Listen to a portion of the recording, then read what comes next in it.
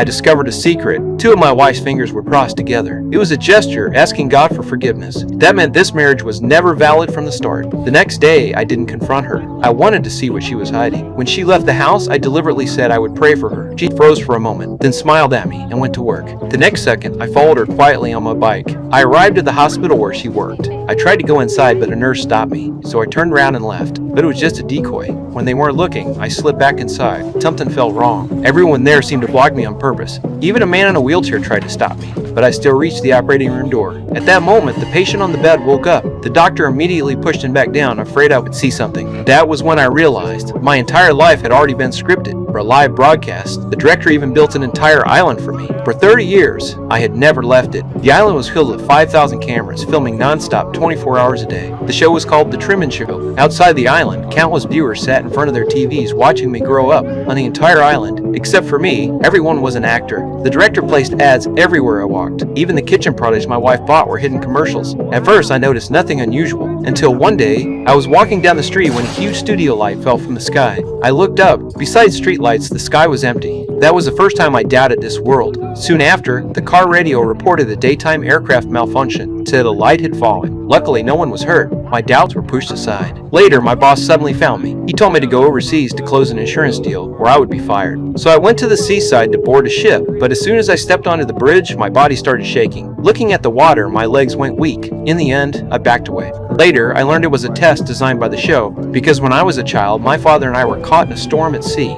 He lost his footing and fell into the water. I could only watch as he disappeared in front of me. That accident became the shadow of my entire life. The next day at work, I saw a familiar man by the roadside. He looked exactly like my dead father. I tried to see him clearly. Several people rushed out and dragged him away. I chased after them, but obstacles kept appearing in my path. In the end, he was taken onto a bus and vanished right in front of my eyes.